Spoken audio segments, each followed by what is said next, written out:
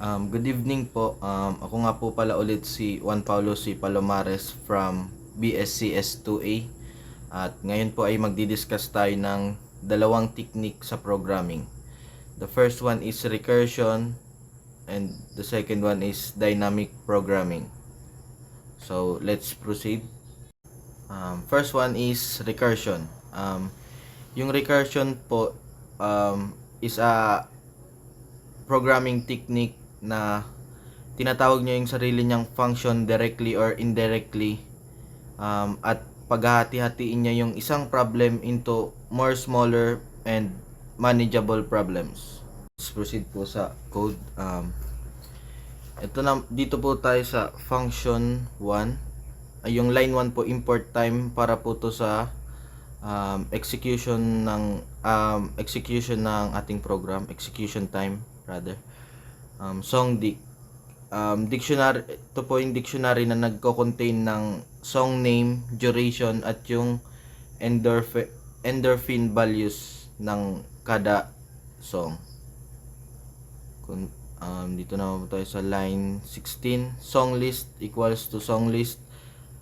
At dito naman po kino-convert niya yung ating dictionary na gagawin na tuples. Line 18 naman po, every target duration. Ito po yung dito po lalabas yung lahat ng target durations na ilalagay sa mga songs.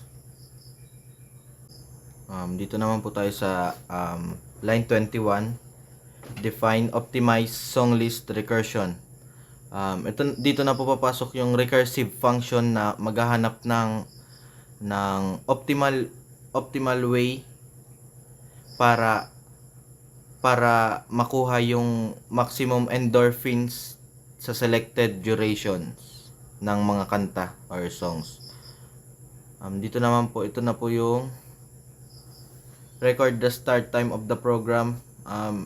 Yung in-import po natin kaninang time is dito po papasok sa ating start program time, which is magka-calculate po kung ilang seconds magra-run ang ating program.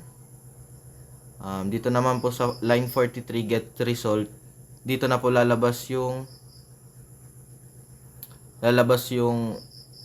mga songs na every song and duration, tapos yung endorphin values nila. And magpiprint out po siya ng maximum endorphins for a target duration of time and result. I-run na po natin.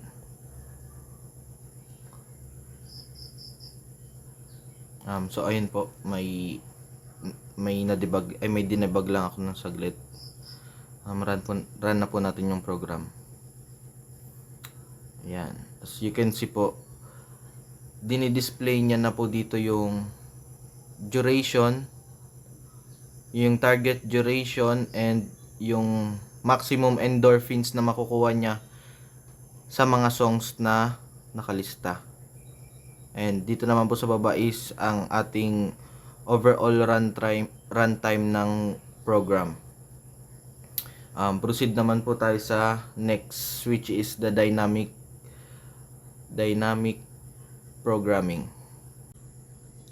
Dito naman po tayo sa ating dynamic programming. Yung dynamic programming po is parang parehas lang siya ng recursion, na i-breakdown niya po yung isang problem into more manageable sub-problems. Ang kaibahan lang po is yung dynamic programming is yung pag-breakdown niya po ng isang problem into more sub-problems. Yung solution po is ilalagay niya mismo sa mga sub-problems para ma-solve yung larger problems. Same din po sila ng structure, which is mag-import po tayo ng time para sa ating overall runtime ng ating program. Song dictionary, song title, song duration, and endorphin. Dito naman po tayo. ang nakalagay po dito sa ating line 22, which is define optimize song list, is magki-create po siya ng list ng song na mag-a-achieve ng max endorphin values, na which is ano nga po yun, wait lang. Ayun. Magki-create po siya ng list na makakakuha ng max endorphin values na bigyan lamang po ng specific time limit. Ayun po. Song list, results, and magpi-print out ng maximum endorphins for a target duration. And ayun lang po, iraran natin.